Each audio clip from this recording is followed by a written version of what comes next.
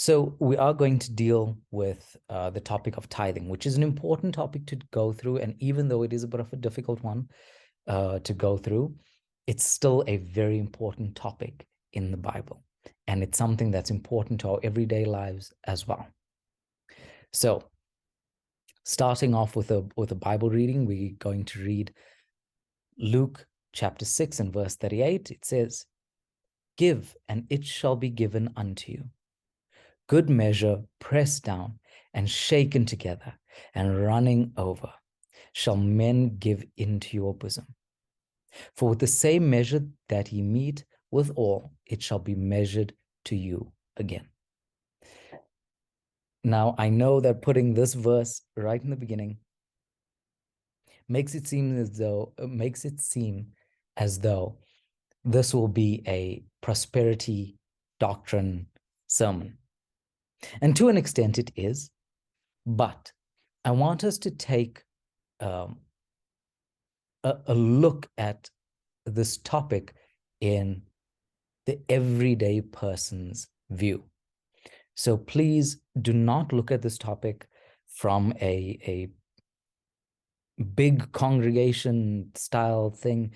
And I know there's been, us as Christians as well, there's a lot of the time we look and we see how the mismanagement of tithes ends up being something that's very corrupt. But the problem is we look at those pictures and we say, oh my goodness, see how these people are misusing the tithing and the offering that comes in.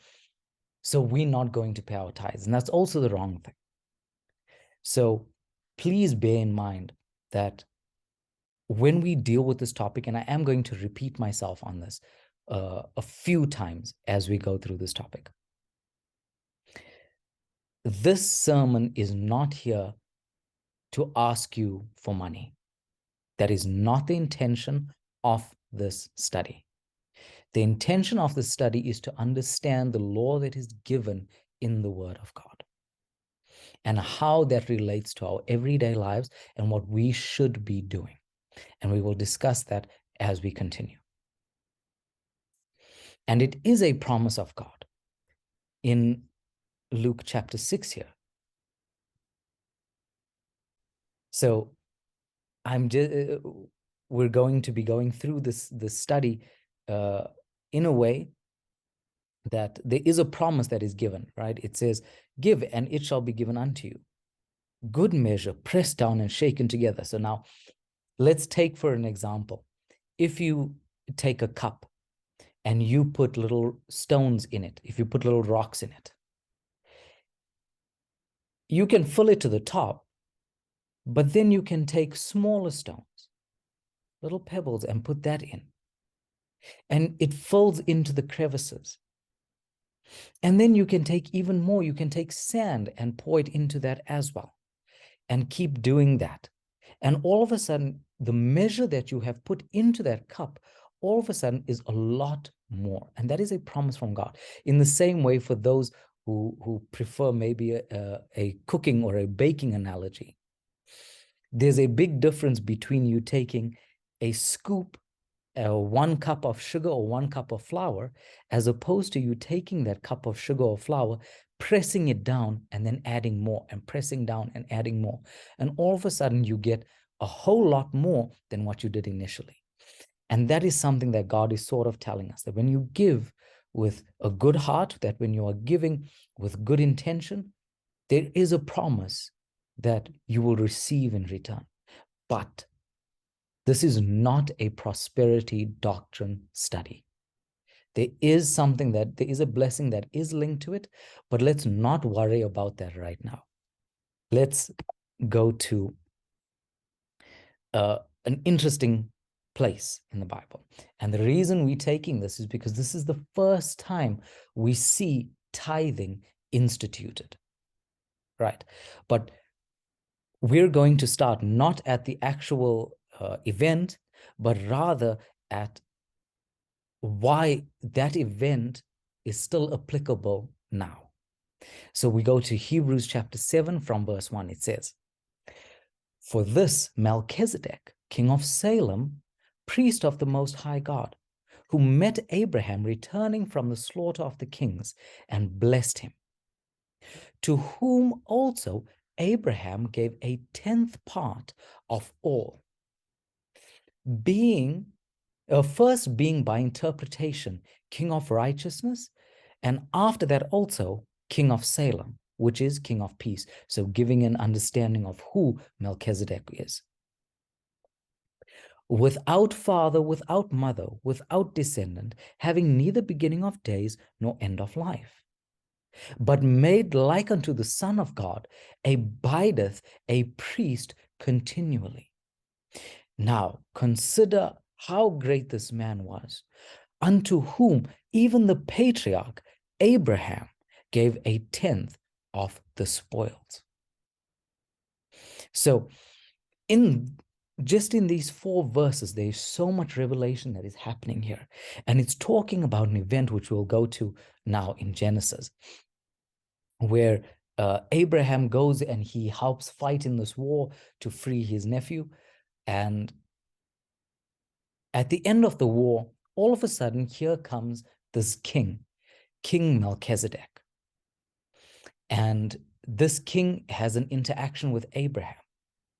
And very interesting things happen during that interaction. And there's a lot that's written in just that one chapter. It's an important thing that we understand it. But it's also important that we take first into consideration what is happening here and the interpretation of what is happening here and how Paul lays it out. He is speaking of this interaction and of this king, Melchizedek. And Melchizedek being king of Salem and priest of the Most High God.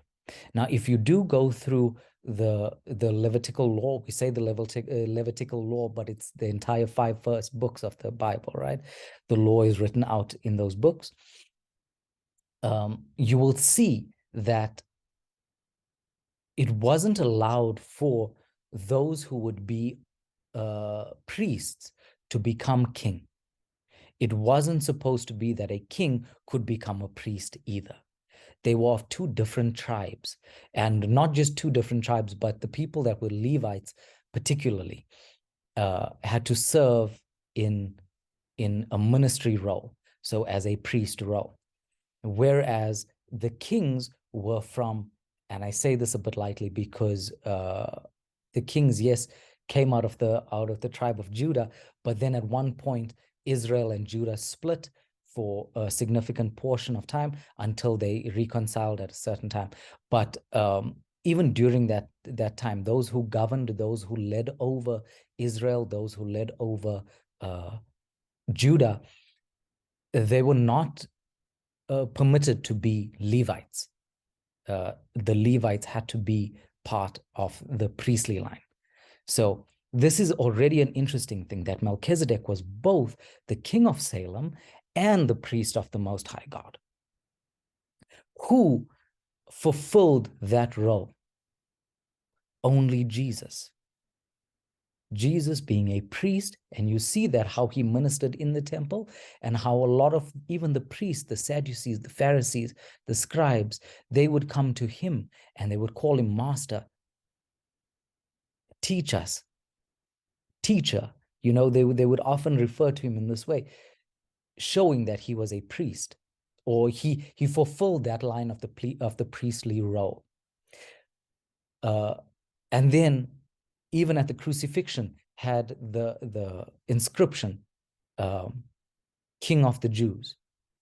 Jesus fulfilled this, who this Melchizedek is, right? And it says, even in verse 3, it says, oh, well, we can see in verse 2, it says, interpretation, King of righteousness. That is Melchizedek, the meaning of that name, Melchizedek, King of righteousness. And then he was the king of a place called Salem, right? And Salem, in interpretation, is peace. So he was the king of peace as well. Verse 3, he had no father, no mother. So how was this man born? Without descendant. So how did this person come into being?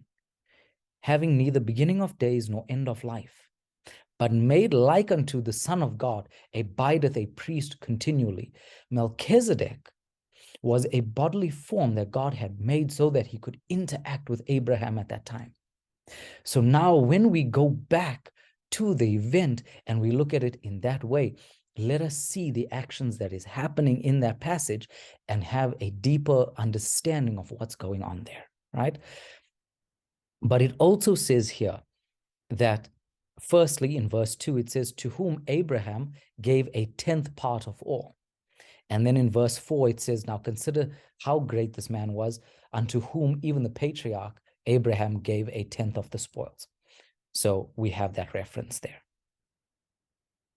So now we go to Genesis chapter 14. And I would encourage you, please read the entire events that led up to this. So you're going to start reading from about Genesis chapter 12 and continue on reading, right? And take very particular note of what's happening in this entire chapter of Genesis 14. But we're just going to read from verse 17. It says, so this is after the war is now over and Abraham went out and he conquered those kings. And now the kings that were saved during this entire time, one of those kings was the king of Sodom. And now verse 17, it says, and the king of Sodom went out to meet him, this is Abraham, after his return from the slaughter of Chedorlaomer, and the kings that were with him, at the valley of Shiva, which is at the king's dale. And Melchizedek, king of Salem, brought forth bread and wine. And he was the priest of the Most High God. Now, I'm highlighting their bread and wine. What is that a representation of, right? So remember, we talk about symbols that are used throughout the Word of God, and we see bread is a symbol of doctrine, a symbol of the Word, and the Word is unleavened bread, right? Uncorrupted doctrine, right? And brought forth wine. What is wine? Stimulation of revelation. And we also see that when it comes to the communion, it also speaks about using unleavened bread and wine for these particular reasons, right? So here, this Melchizedek, this priest of the Most High God, brings the bread and wine to have, if I can say, a communion with Abraham. That is exactly what Jesus did with the disciples before the crucifixion. Let's continue. Verse 19, it says, and he blessed him and said, blessed be Abraham of the Most High God, possessor of heaven and earth. And he blessed the Most High God, which hath delivered thine enemies into thy hand. And he gave him tithes of all. So now I know the way it's written in there, you don't know which is he and who is the him. But that is why we have the reference of Hebrews, where Abraham gave a 10th, the tithing, to this king of Salem, to Melchizedek. Verse 21, and the king of Sodom said unto Abram, give me the persons, and take the goods to thyself. And Abram said unto the king of Sodom, I have lifted up mine hand unto the Lord, the Most High God, the possessor of heaven and earth, that I will not take from a thread even to a shoe latchet, and that I will not take anything that is thine, lest thou shouldest say, I have made Abram rich. Save only that which the young men have eaten, and the portion of the men which went with me, Aner, Eshcol, and Mamre, let them have their portion. So Abraham, very clearly, the interaction that's happening between Abraham and the king of Sodom, he says, no, no, no, no, no. I want nothing from you. My men, let them have the food that they're eating, as well as the portion that they are accounted for, things that they would have reclaimed to. But other than that, I am taking nothing from you, king of Sodom. I don't want anything from the spoils of this war. And then he turns to the king. Well, just in that interaction, if you can imagine it, the three of them are standing there: Abraham, Melchizedek, and the king of Sodom. And Abraham looks at this wonderful king, Melchizedek, and he just can't control himself, and he gives a tenth of everything he has, and he says, here is a tithing to you. And the king of Sodom, perhaps looking at this interaction, is going, oh, maybe I need to also give a portion. Let me give to Abraham because he was the one that actually, went into battle and helped us. But that was not the right thing. That was not the way the interaction was supposed to happen. The king of Sodom should have also given to this wonderful king, Melchizedek. Right? But now here is the first instance of where tithing has been implemented. And it is very clear that he gave him a tenth. That is the portion that was declared as a tithing, right? So let's look at the actual law of the tithing. We go to Numbers chapter 18 and verse 21 to 24. It says, and behold, I have given the children of Levi. So remember, we talked about the Levites were the priests. The line of Aaron would be the priestly line.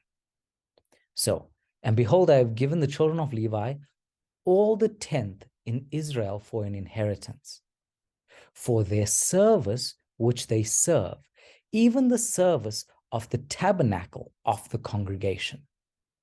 So let's look at it from what tithing is. Why was tithing instituted? Why was this mechanism created? Now, I know it was implemented by Abraham many years before. Many years before. He already gave to Melchizedek. But that was almost, the action was almost in a prophecy for something that would be instituted, a law that would be instituted. Now, if we look at the practicality of what this law is, it's not just a random Old Testament law. There was a reasoning behind it. The Levites were doing work in the tabernacle for the congregation, on behalf of the congregation. They would take up, and well, we'll read that in verse 22. It says, neither must the children of Israel henceforth come nigh the tabernacle of the congregation, lest they bear sin and die. So the Levites would then have to take the responsibility for the entire nation of Israel, taking those sins and those sacrifices and presenting it to the law, making themselves holy and doing it. So they served in the temple, they served in the tabernacle, and they served the congregation of Israel, right? And now I do want to put this here. Okay, I'll get to that in a second. Let me continue reading verse 23 and 24, and I'll get back to that. It says, verse 23, but the Levites shall do the service of the tabernacle of the congregation, and they shall bear their iniquity. And it shall be a statute forever throughout your generations, that among the children of Israel they have no inheritance. But the tithes of the children of Israel, which they offer as a heave offering unto the Lord, I have given to the Levites to inherit.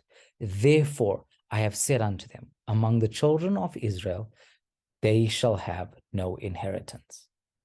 Now, that seems like an interesting thing to say, because when we think of inheritance, we're only thinking of, oh, you know what, my inheritance is only when my father would pass away and would maybe leave me something as an inheritance. But that's not exactly the way it's spoken about here. The way it is written here is in correlation to a land that was given. So Jacob did prophesy that they would go and they would have a certain inheritance, each one of them, as a blessing. And from that as well, when they went into the promised land,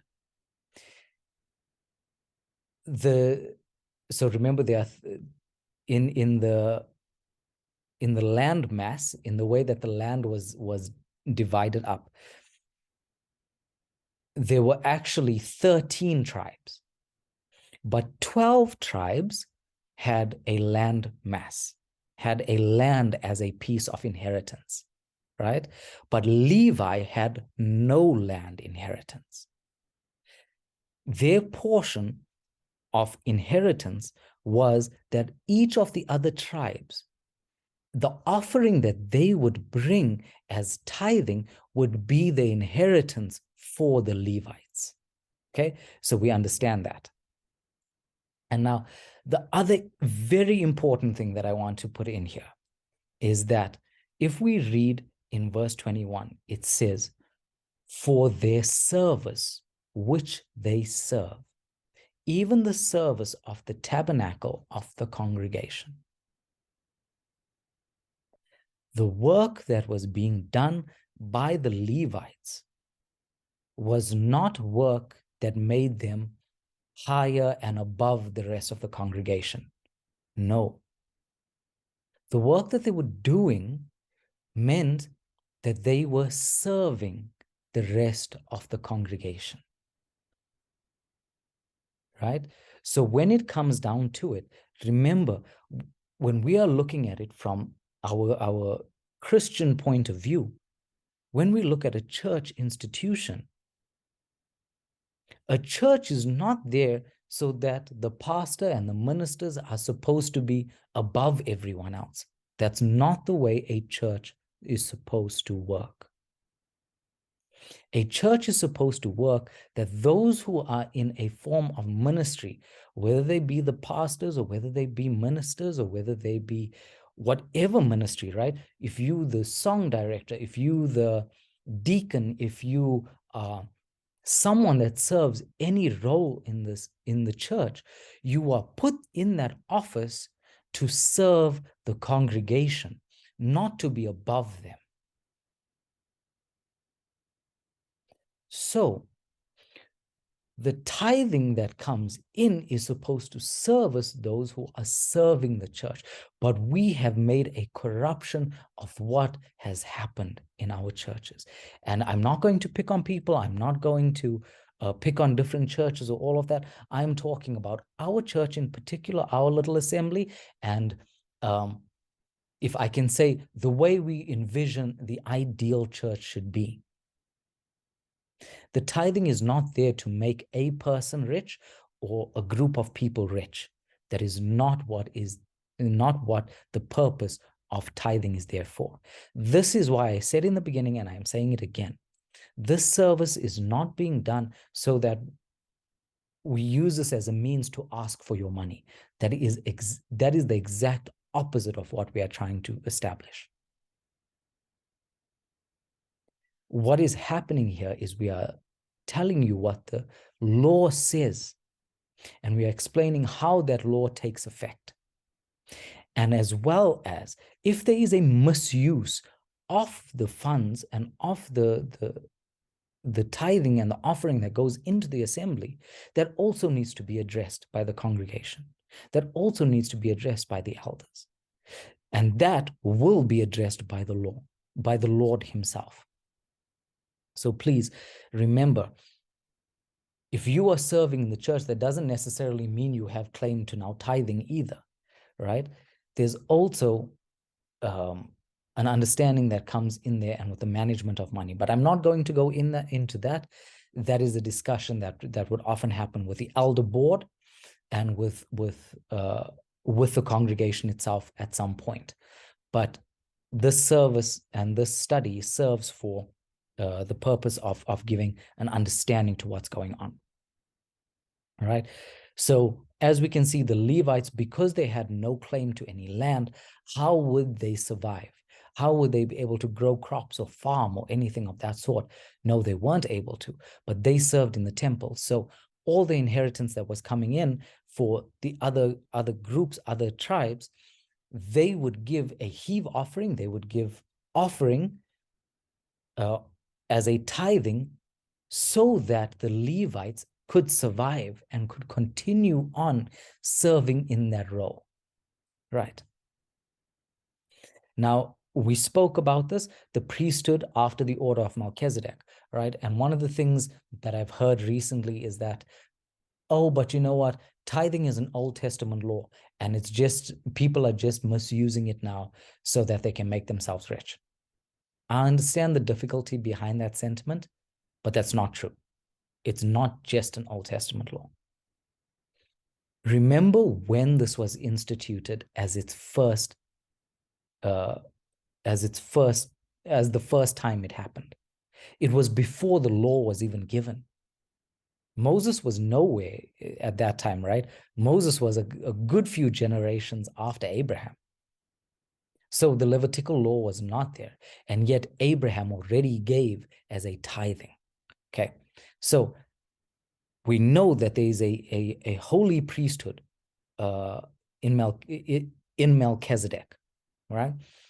Hebrews chapter 7, verse 5, it says, "And verily, they that are the sons of Levi, who receive the office of the priesthood, have a commandment to take the tithes of the people according to the law, that is, of their brethren, though they come out of the loins of Abraham." So at the time when Paul was writing this, there was questions around how come the Levites do not necessarily have to pay tithes. And now, is that a thing? If you are a pastor, does that mean you don't pay tithes either? I don't think so, but let's see what the Bible is saying about this, right? So here it's saying that the sons of Levi who receive the office of the priesthood have a commandment to take the tithes of the people, though they come out of the loins of Abraham, right? Verse 9, "And as I may say so, Levi also, who received the tithes, paid tithes in Abraham, for he was yet in the loins of his father when Melchizedek met him."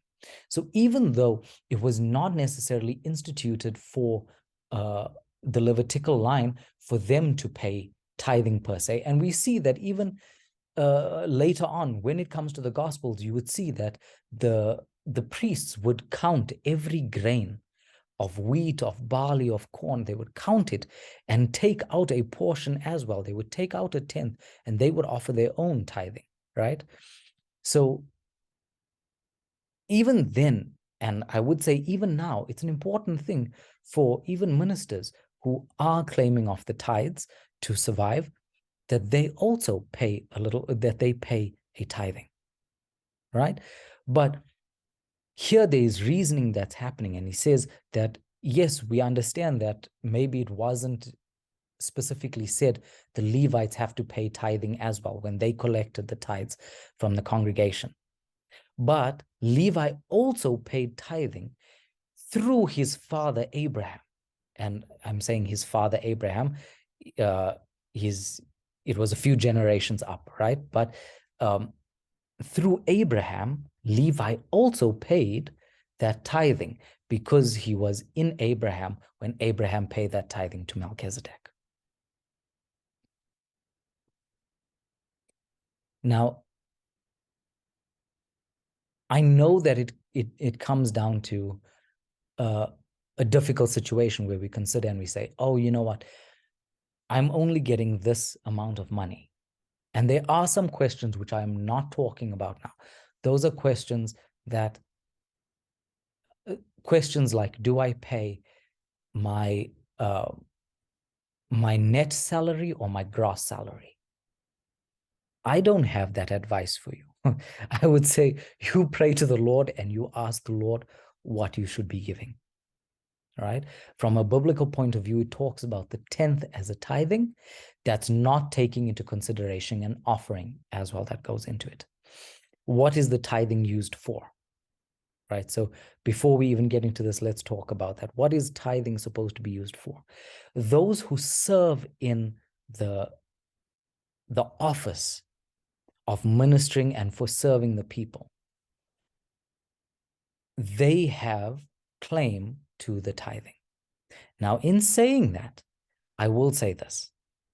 Those who are full-time in the ministry should be taking from the tithing to sustain their living. And I'm not, okay, we'll get to that in a second, right? For those who are not full-time in the ministry, so as an example, myself, I have a 9-to-5. I don't necessarily need anything from the tithing. In fact, I shouldn't need anything from the tithing. And in fact, when my salary comes in, I have a responsibility to be paying tithing. I can't say, oh, no, I'm a minister in this assembly, so I don't need to pay tithes. That's not the way it works. No. I'm still getting an income from somewhere. I'm paying my tithing, right?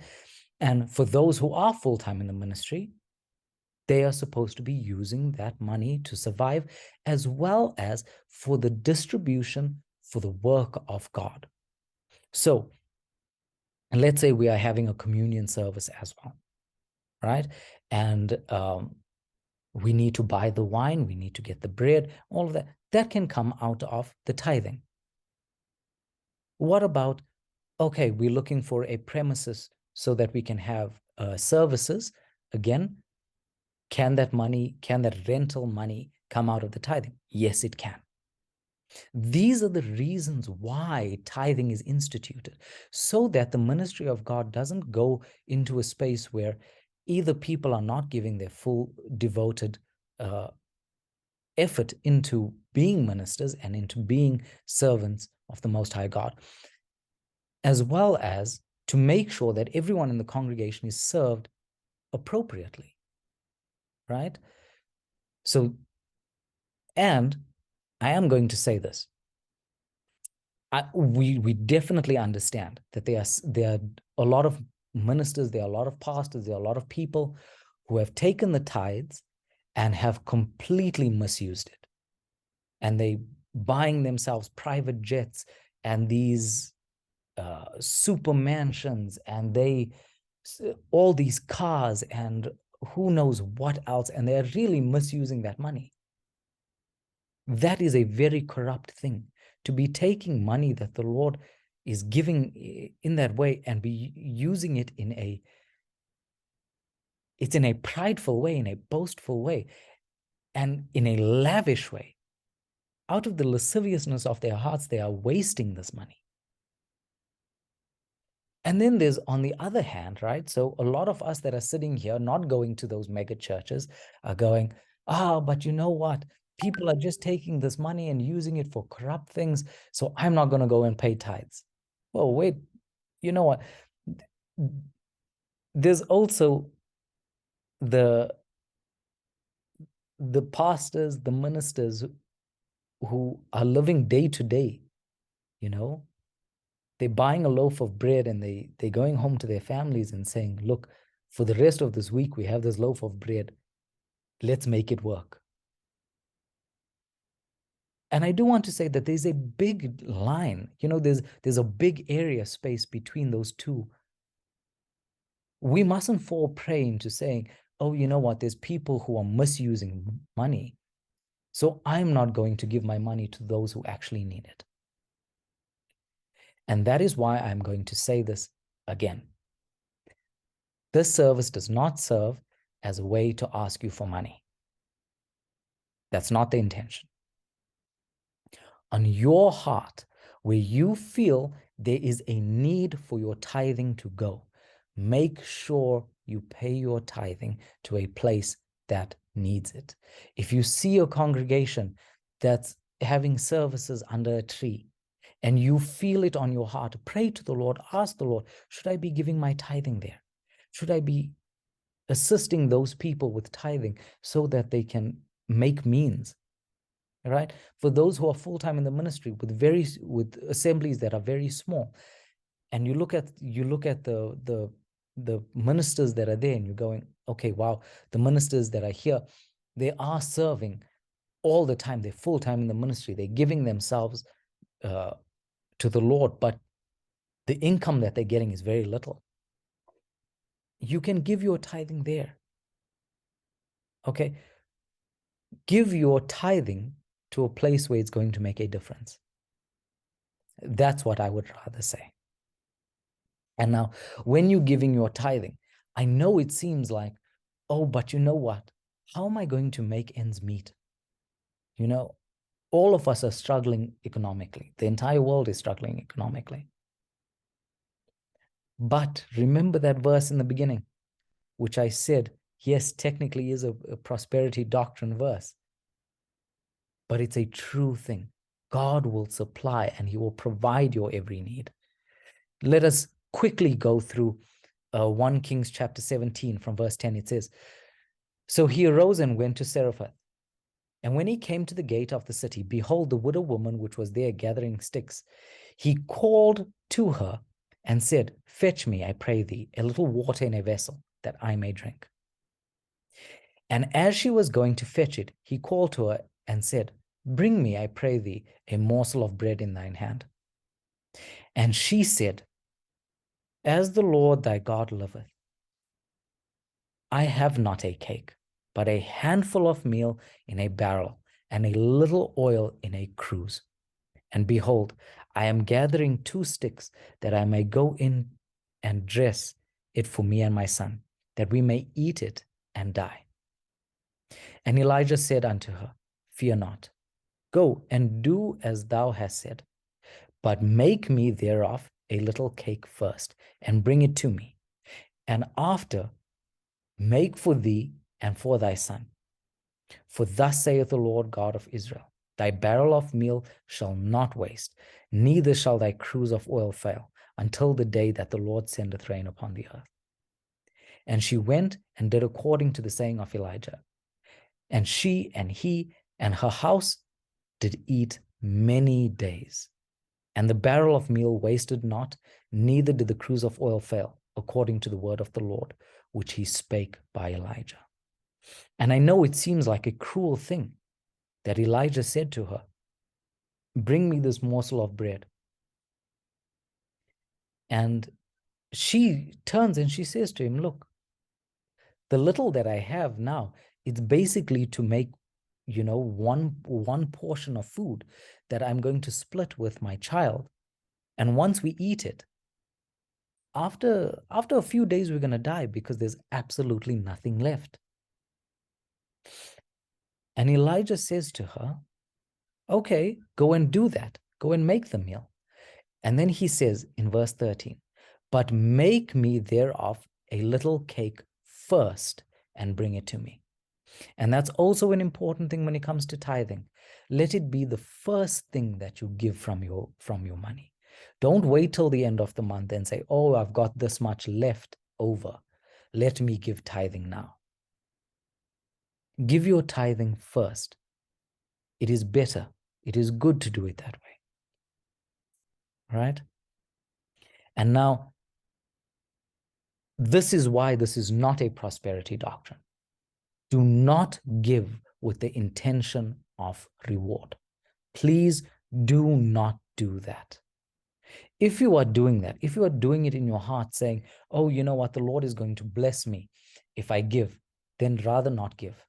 Just don't. Don't give tithing.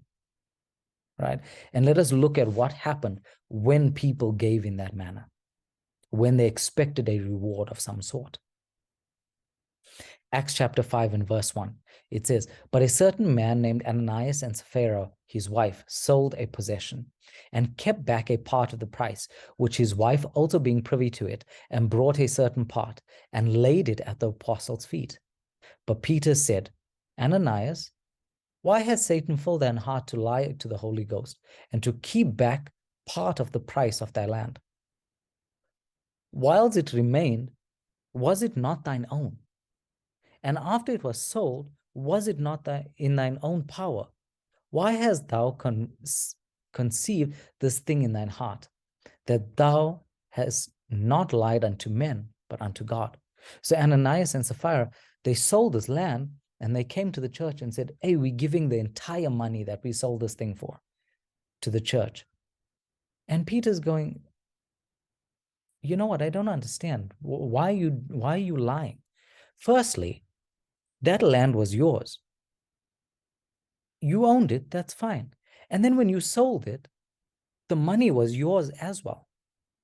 So if you had to say, you know what, I'm only giving this portion of the money, that would have been amazing. Thank you. We appreciate that. But instead, you came here and in your heart, you conceived this idea to receive some sort of praise, saying that you've given everything. You didn't lie to us as men. You lied to God. But Ananias, hearing these words, fell down and he gave up the ghost. He died on the spot there. And a great fear came on all them that heard these things. And the young men arose, wound him up, and carried him out and buried him. And there was a space of 3 hours after, when his wife, not knowing what was done, came in. And Peter answered unto her, tell me whether ye sold the land for so much. And she said, yea, for so much. Then Peter said unto her, how is it that ye have agreed together to tempt the Spirit of the Lord? Behold, the feet of them which have buried thy husband are at the door, and they shall carry thee out. And she fell down straightway at his feet and yielded up the ghost. And the young men came in and found her dead, and carrying her forth, buried her and her husband. Please, brothers and sisters, don't give with the intention of receiving a reward. This is not a prosperity doctrine. This is giving because we are helping one another. We are serving one another. We are making sure that one another is taken care of. And especially those who are serving in the kingdom of God, those who serve in the ministry. That is where the tithing is supposed to go. For the offering, for the widows, that is meant for the widows, for the orphans, those who need the money. When you give out of the kindness of your heart. Do not tempt the Spirit of God, please. And now to prove God's faithfulness. Malachi chapter 3, and I'm going to close with this. It says from verse 8, will a man rob God? Yet ye have robbed me. But ye say, wherein have we robbed thee? In tithes and offerings. Ye are cursed with a curse, for ye have robbed me, even this whole nation.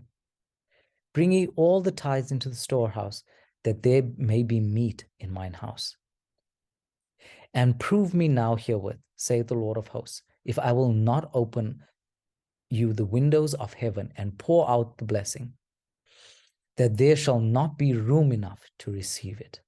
And I will rebuke the devourer for your sakes, and he shall not destroy the fruits of your ground, neither shall your vine cast her fruit before the time in the field, saith the Lord of hosts. And all the nations shall call you blessed, for ye shall be a delightsome land, saith the Lord of hosts. God bless you, and thank you so much for bearing with me. I know that the service was a bit longer than it should have been, but thank you